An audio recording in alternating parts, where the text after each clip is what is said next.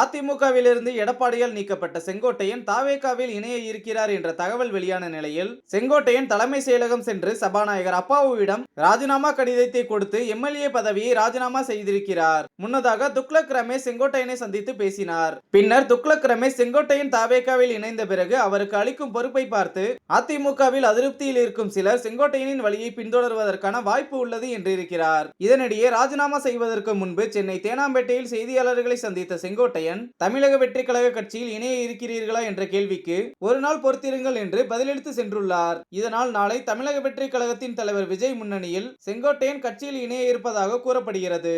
அது மட்டுமல்லாமல் செங்கோட்டையன் இணைந்த பிறகு முன்னாள் முதலமைச்சர் ஓ பன்னீர்செல்வம், அம்மா மக்கள் முன்னேற்ற கழக தலைவர் டிடிவி தினகரன் மற்றும் சசிகலா ஆகியோர் தாவேகாவில் இணைய வாய்ப்பு உள்ளதாக அரசியல் வட்டாரங்கள் தெரிவிக்கின்றன.